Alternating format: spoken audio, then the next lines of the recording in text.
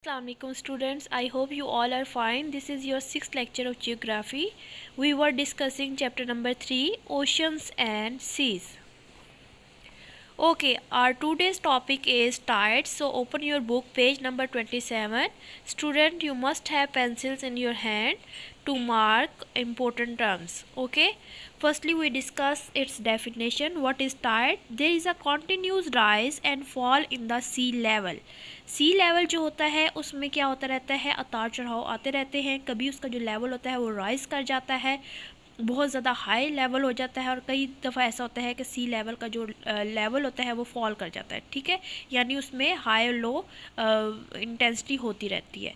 ऐसा कब होता है? Twice a day the level rises and twice a day the level falls as well. दिन में 2 दफ़ा, ट्वाइस अ डे, दिन में 2 दफ़ा ऐसा होता है कि जो सी लेवल है it also rise as well as it's fall. Okay, this is called tides. Mark this or underline these two lines. This is actually definition of tide. What is tide? There is a continuous rise and fall in the sea level. sea level में continuously rise and fall होता रहता है. और ये कब होता है? twice a day the level of twice a day the level rises as well as the level falls. This is called tides. Okay student, when we talk about its causes of tides, what are the causes behind this tide? The basic cause of tide is the gravitation of moon. ठीक है, जो सबसे बुनियादी वजह होती है इस tides के हाई और लो होने की या राइज और फॉल होने की, तो वो सबसे बेसिक कॉज जो होती है वो क्या होती है? ग्रेविटेशन ऑफ मून होती है. अब what is the gravitation of moon या what is the gravitation? This reality was presented by Newton in 17th century. और जो उनकी प्रेजेंटेड थ्योरी थी वो क्या थी? Theory of gravitation. Theory of gravitation किसने प्रेजेंट की थी, किसने पेश की थी? It was presented by Newton, और ये न्यूटन ने प्रेजेंट की थी in the 17th century. According to this theory, every two celestial body, celestial बच्चे ये होता है कि जो कोई भी चीज़ जो कि स्पेस में मौजूद होती है उसे सेलेस्टियल कहा जाता है. जैसे कि like your planets, like your stars, like your moon, sun, these things are known as celestial bodies. ठीक है, जो अब इस थ्योरी में क्या कहा जा रहा है? According to this theory, every two celestial bodies attract each other. जितने भी जो सेलेस्टियल बॉडीज़ होती हैं वो एक दूसरे को अट्रैक्ट करते हैं. अब ये अट्रैक्शन वेरी हो सकती है. अट्रैक्शन की जो है वो कुछ चीज़ें जो हैं वो एक दूसरे को हाईली अट्रैक्ट कर रही होती हैं. कई चीज़ें ऐसी होती हैं जो जिसमें अट्रैक्शन इस लेवल की या इंटेंसिटी की नहीं होती. So the moon which is nearest to the earth creates tides on earth in spite of its lesser mass as compare to the sun. अब होता क्या है? सन का जो मैस है वो मून की निस्बत as compare to moon it's high. ठीक है, यानी कि जो सन का मैस है, सन का जो वज़न है, सन का जो हुजम है वो ज़्यादा है एज़ कम्पेयर टू मून. लेकिन होता क्या है कि मून जो है वो अर्थ के ज़्यादा नज़दीक है. सन, अगर आप मैस की बात करें तो सन ज़्यादा जो है वो हाईली मैस रखता है, लेकिन क्योंकि मून जो है वो अर्थ के ज़्यादा नज़दीक है जिसकी वजह से मून हाईली अफेक्ट करता है टाइड्स के राइज होने में और उसका फॉल करने में. ये लेवल जो सी का लेवल जो राइज होता है और फॉल करता है वो इस वजह से मून की वजह से होता है, क्योंकि मून जो है वो अर्थ के ज़्यादा नज़दीक है इन स्पाइट ऑफ सन. ठीक है, सन का मैस तो ज़्यादा है लेकिन सन जो है वो अर्थ से थोड़ा सा दूर हो जाता है. उसकी निस्बत जो है मून जो है वो ज़्यादा नज़दीक होता है अर्थ पे, इसलिए ये क्रिएट करता है tides on earth. Okay, clear so far? Because sun as compared to the moon is 390 times more distant from the earth. अगर हम लोग बात करें सन की तो सन अगर हम मून से कंपेयर करें तो सन जो है वो मून की निस्बत 390 टाइम्स 390 गुना या दफ़ा कहा जा सकता है कि वो फासले पे होता है, डिस्टेंट पे होता है from the earth. It's mean के 390 टाइम्स अगर सन जो है वो as compare to the moon जो है वो डिस्टेंट होता है, तो इट्स मीन कि 390 टाइम्स ही जो है वो मून जो है वो नियरेस्ट होता है किसके? अर्थ के. इसी वजह से क्या होता है जो मून होता है इट्स क्रिएट टाइड्स ऑन अर्थ, जो हमने कहा कि ये क्यों ये होती हैं, टाइड्स राइज करती हैं और फॉल करती हैं। हमने कहा कि this is only because of gravitation of moon. जब हमने ग्रेविटेशन ऑफ मून कहा है तो इट्स मीन कि मून की पोजीशन की वजह से मून जो है वो अफेक्ट कर रहा है टाइड्स के राइज होने में और फॉल करने में। इसमें सन का कोई रोल नहीं है। क्यों नहीं है सन का रोल? क्योंकि सन जो है वो अर्थ से बहुत ज़्यादा दूर हो जाता है as compare to the sun. Moon जो होता है वो नियरेस्ट होता है अर्थ के। Clear so far? So the effect of sun gravitation is 46% of the moon gravity on the earth. So the effect of sun gravitation is the 46% of the moon gravity on the earth. That's why कि moon की जो gravity होती है on the earth वो ज़्यादा high होती है as compared to the sun. Okay, if we talk about its tides type, according to the nature there are two types of tides जो कि हम डिटेल में डिस्कस करेंगे, स्प्रिंग टाइड्स और नीप टाइड्स। लेकिन टाइड्स की टाइप्स डिस्कस करने से पहले आपको थोड़ा सा पहले बता दिया जाएगा कि टाइड्स होती क्या है, टाइड्स की जो है वो कितने इंटरवल के बाद जो है वो उसमें राइज और फॉल लेवल आता है, किस तरह टाइमिंग के लिहाज से। हमने डिस्कस किया ना ट्वाइस अ डे, दिन में 2 दफ़ा ऐसा होता है, तो वो क्या इंटरवल होता है उन दोनों टाइड्स के दरमियान जब राइज होती है और जब फॉल होता है लेवल, ठीक है। लेकिन बेसिकली अगर हम लोग बात करें तो monthly tides are of 2 types, spring tides और डीप टाइड्स। वो आगे हम डिस्कस करेंगे। अभी हम लोग ये पैराग्राफ रीड आउट कर लेते हैं जो आपकी बुक पे है, पेज नंबर 28 पे। Daily tides occur twice with the interval of 12 hours 25 minutes. It's mean कि हमने कहा है कि ट्वाइस अ डे, दिन में 2 दफ़ा ऐसा होता है कि जब टाइड्स जो होती हैं वो राइज करती हैं और फॉल करती हैं, तो उनके दरमियान जो इंटरवल होता है, जो वक्फा होता है, जो गैप होता है, जो टाइमिंग होती है वो क्या है 12 आवर्स 25 मिनट। यानी कि हर 12 घंटे बाद ये जो लेवल होता है वो क्या कर जाता है, चेंज हो जाता है। The effect of gravitation is maximum on the portion of earth which is in front of the moon. अब होता क्या है, हमने क्या कहा है कि ये जो टाइड्स राइज और फॉल कर रही हैं वो बेसिकली किसकी वजह से कर रही हैं, ग्रेविटेशन ऑफ मून की वजह से हो रहा है। जब ग्रेविटेशन ऑफ मून की वजह से कह रहे हैं हम लोग कि मून की वजह से जो है वो टाइड्स में राइज और फॉल आएगा, तो लाजमी बात है कि ये तभी होगा जब मून जो है वो बिल्कुल अर्थ के क्या होगा, सामने होगा। यानी कि जब अर्थ के बिल्कुल इन फ्रंट पे मून होगा तभी ये जो ग्रेविटेशन होगी वहाँ मैक्सिमम होगी, और जहाँ पे मून जो है वो अर्थ से दूर होता जाएगा वहाँ पे जो ग्रेविटेशन होगी वो क्या होती जाएगी, मिनिमम होती जाएगी, ठीक है। तो the effect of gravitation is maximum on the portion, उस पोर्शन पे मैक्सिमम होगा ग्रेविटेशन जहाँ पे which is where the earth is where the moon is in front of the earth, जहाँ पे चांद जो है वो बिल्कुल सामने होगा किसके, अर्थ के। लेकिन उन जगह पे इसका जो ग्रेविटेशन होगी वो मिनिमम हो जाएगी, कम से कम हो जाएगी। वहाँ पे जो है वो इफेक्ट जो होगा मून का वो लो हो जाएगा, जहाँ पे मून जो है वो अर्थ से गैप में चला जाएगा या फिर दूसरी साइड पे होगा, ठीक है। But the centrifugal forces of the earth maintain balance of tide on the other side too। लेकिन ये होता है कि कभी भी आपको पता है कि नेचर की जो चीज़ें हैं या नेचर का जो सिस्टम है वो उसमें कभी भी इम्बैलेंस नहीं होता। लेकिन यही कहा जा रहा है कि कुछ फोर्सेस इसमें ऐसी होती हैं जो कि अर्थ का जो बैलेंस है उसको जो अर्थ ऑफ द अर्थ, जो अर्थ की कुछ ऐसी फोर्सेस होती हैं जो कि मेंटेन कर देती है balance of tide on the other sides too. यानी कि बेशक मैक्सिमम और मिनिमम का डिफरेंस आता है लेकिन बैलेंस क्रिएट हो जाता है। Okay when we talk about its type, हमने कहा था कि मंथली टाइड्स कितने टाइप की होती है, 2 टाइप्स की होती है basically, spring tides and neap tides. अब हम देखते हैं कि what is spring tides. The earth revolve around the sun and the moon revolve around the earth. होता क्या है कि जो रिवॉल्व करती है अर्थ, जो अर्थ है वो रिवॉल्व करती है सन के इर्द गिर्द, और जो मून है वो रिवॉल्व करता है अराउंड द अर्थ, ठीक है। अर्थ रिवॉल्व कर रही है, ज़मीन रिवॉल्व कर रही है, घूम रही है, गर्दिश कर रही है, वो कहाँ कर रही है, सन के इर्द गिर्द। और जो मून है, और मून जो है रिवॉल्व कर रहा है अराउंड द अर्थ। इसीलिए हमने कहा था कि टाइड्स का राइज और फॉल करने में किसका रोल ज़्यादा होता है, वो मून का होता है, क्योंकि मून जो है वो अर्थ के नज़दीक होता है। और सन का क्यों नहीं होता, क्योंकि सन जो होता है वो अर्थ से फॉर अवे होता है, ठीक है। तो अब वो क्या कहा जा रहा है कि जो अर्थ है रिवॉल्व करती है अराउंड द सन, ज़मीन जो है वो रिवॉल्व कर रही होती है सन के इर्द गिर्द, और जो मून है वो रिवॉल्व कर रहा होता है अर्थ के इर्द गिर्द।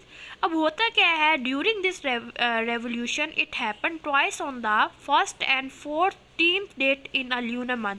अब हम फर्स्ट जनवरी फरवरी, या फिर जो आपके जनवरी फरवरी की बात नहीं कर रहे हम लोग, ल्यूनर मंथ की बात कर रहे हैं, जो कि आपके कमरी महीने होते हैं, जो आपका इस्लामिक कैलेंडर जिसके लिहाज से देखा जाता है, जिसमें आप चाँद के लिहाज से जो है वो न्यू मंथ स्टार्ट होता है। आप चाँद को देख के जो है वो, जैसे रमज़ान का अपकमिंग जो है वो मंथ है, तो रमज़ान का चाँद नज़र आता है तो आप रमज़ान फास्टिंग स्टार्ट कर देते हैं, रोज़े रखना स्टार्ट कर देते हैं। देन फिर आप लोग फिर दोबारा से न्यू मंथ का जो है वो चाँद देखते हैं, अगर चाँद नज़र आ जाता है तो फिर आप लोग ईद करते हैं।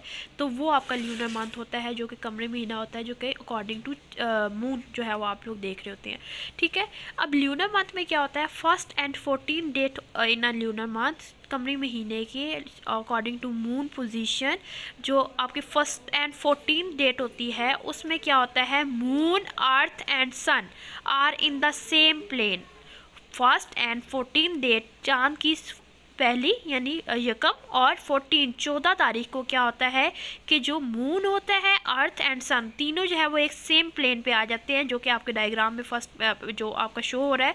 इसमें क्या है कि मून, सन और अर्थ जो है वो सेम एक ही पोजीशन में, एक ही लाइन में। ठीक है, जब ऐसा होता है कि सन, मून और अर्थ जो है वो एक ही प्लेन में होते हैं, at this time it's create very high tides in the sea. इस टाइम पे जो समंदर होता है उसमें हाई टाइड्स क्रिएट होती हैं, बहुत जो टाइड्स की जो इंटेंसिटी होती है वो बहुत क्या होती है, हाई होती है। इट्स मीन कि वहाँ पे टाइड सी लेवल जो होता है वो क्या हो जाता है, बहुत ज़्यादा हाई हो जाता है, वो ज़्यादा राइज हो जाता है सी लेवल। ठीक है, these are called spring tide. जब आपकी 1st and 14 date in a lunar month में क्या होता है, जब आपकी सन, अर्थ और मून जो है वो एक ही प्लेन में होते हैं, इन द सेम प्लेन, तब क्या होता है, बहुत हाई टाइड्स क्रिएट होती हैं। जो हाई टाइड्स क्रिएट होती हैं eight on the date of 1st and 14 date in a lunar month, this is called spring tide। ये टाइड्स कौन सी होती है, स्प्रिंग टाइड्स होती है। अब स्प्रिंग टाइड्स का इजीली याद रखिएगा, 1st and 14th date of the moon. ठीक है, ल्यूनर मंथ में 1st and 14th डेट को जब सन, अर्थ एंड मून तीनों जो है वो सेम प्लेन पे होते हैं, उस टाइम पे क्या होता है, इनकी कंबाइंड ग्रेविटेशन जो होती है, इसकी वजह से हाई टाइड्स क्रिएट होती है। इन हाई टाइड्स को क्या कहा जाता है, spring tides. Clear so far? Then we have neap tides। neap tide is also known as low tide। neap से याद रखिएगा, इसके साथ ब्रैकेट में लिख ले low tides। अब low tide से लाजिम पता चल रहा होगा कि वहाँ यहाँ पे जो ल्यूनर की पोजीशन होगी या मून की जो पोजीशन होगी वो इन फ्रंट ऑफ द अर्थ नहीं होगी, ज़मीन के सामने नहीं होगी। तो जिसकी वजह से क्या होगा, हमने ऊपर डिस्कस किया था कि टाइड्स वहाँ राइज करती हैं, वहाँ उनकी ग्रेविटेशन मून की मैक्सिमम होती है, जहाँ पे मून जो होता है बिल्कुल इन फ्रंट होता है किसकी, अर्थ के। जब जैसे जैसे ज़मीन से चांद जो है वो दूर होगा, वहाँ पे जो उसकी ग्रेविटेशन होगी वो मिनिमम होती जाएगी, कम होती जाएगी। लाइक दिस नीप टाइड्स की बात करें, जैसे हमने स्प्रिंग टाइड में कहा कि वो बिल्कुल अर्थ के सामने होता है, मून भी होता है और सन भी होता है, जिसकी वजह से हाई टाइड्स क्रिएट होती है।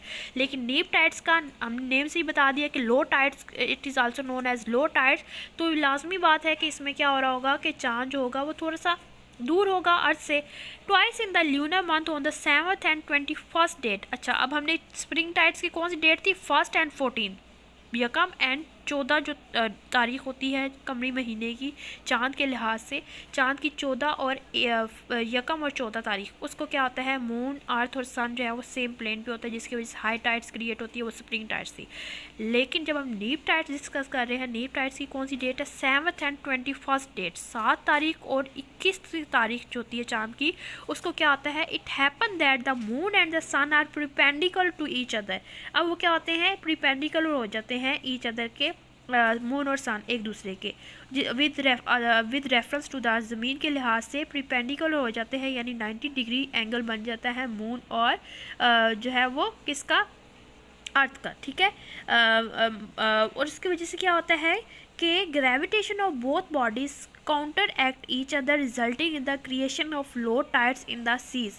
जिसकी वजह से क्या होता है कि इनकी ग्रेविटेशन ऑफ बोथ बॉडीज़ जो होती है वो एक दूसरे से काउंटर होने की वजह से उसका रिजल्ट क्या होता है कि वो क्रिएट करते हैं very low tides in the seas. ठीक है, बहुत ज़्यादा लो टाइड्स क्रिएट होती है, जो लो टाइड्स होती है these are also called deep tides. Clear so फार?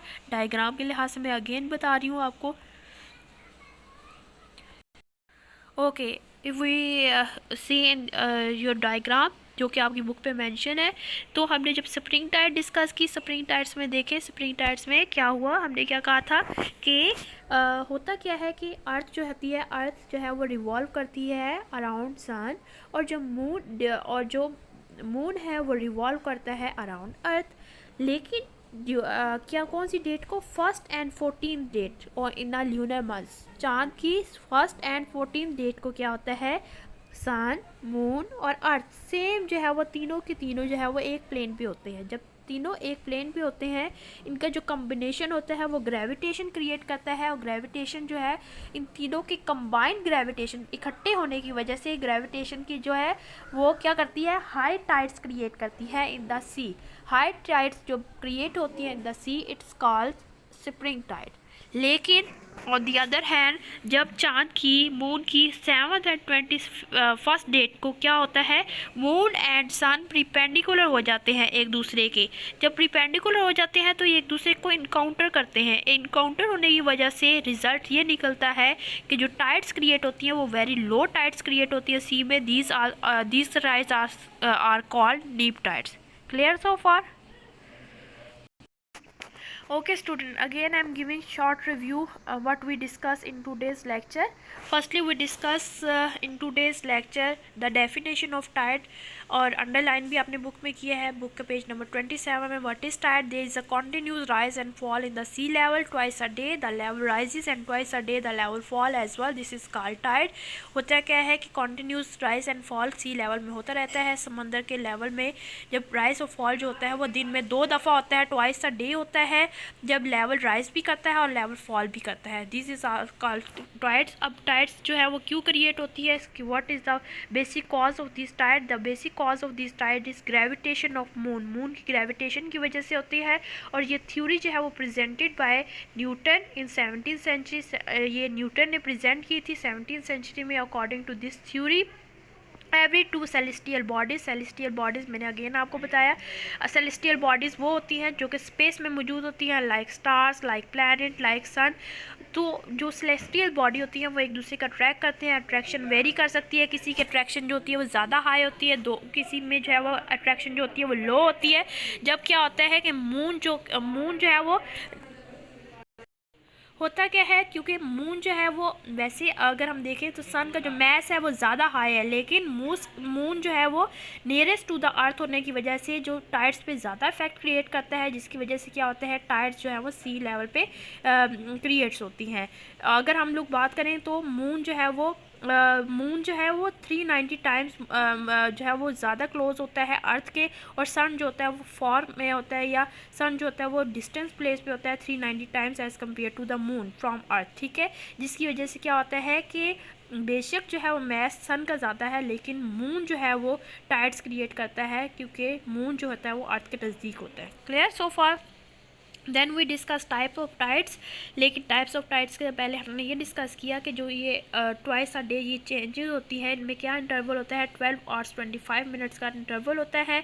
और ग्रेविटेशन वहाँ मैक्सिमम होती है जहाँ जो मून होता है बिल्कुल इन फ्रंट होता है किसके, अर्थ के। जब चांद जो है वो बिल्कुल ज़मीन के सामने होता है तो वहाँ पे जो ग्रेविटेशन होती है वो वहाँ पे मैक्सिमम होती है, और जहाँ जैसे ही जो है वो मून दूर होगा अर्थ से, वहाँ पे जो ग्रेविटेशन होगी वो क्या होगी, मिनिमम होगी। ठीक है, then we discuss spring tides. Spring tides में हमने डिस्कस किया ल्यूनर मंथ की, सूरज के कमरी महीने की, सूरज की चांद के लिहाज से जो आपका कमरी महीना होता है, चांद की जो 1st and 14th डेट होती है उस पर क्या होता है, मून, सन और जो अर्थ होते हैं वो सेम प्लेन पे होते हैं। जब ये तीनों एक ही लाइन में एक ही जगह पे होते हैं, एक दूसरे के आमने सामने होते हैं, उस वजह से क्या होता है कि इनका कंबाइंड ग्रेविटेशन क्रिएट होती है। कंबाइंड ग्रेविटेशन की वजह से हाई टाइड्स क्रिएट होती हैं in the sea level, in the sea. ठीक है, समंदर में हाई टाइड्स क्रिएट होती हैं, और ये हाई टाइड्स जो होती हैं it is known as spring tides.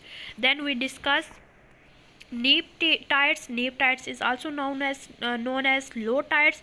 और उसमें क्या होता है, ल्यूनर मंथ की 7th और 21st डेट को क्या होता है कि मून और सन जो होते हैं वो एक दूसरे के परपेंडिकुलर हो जाते हैं with reference to the earth, जिसकी वजह से क्या होता है कि जो इन दोनों की ग्रेविटेशन होती है वो काउंटर होती है, और इस ग्रेविटेशन के काउंटर होने की वजह से रिजल्ट ये निकलता है कि बहुत लो टाइड्स क्रिएट होती हैं समंदर में। दीज टाइड्स आर कॉल्ड नीप टाइड्स और लो tides. Okay, here we have diary. Your mark your long question number 4 on your book. Right, what is long question number 4?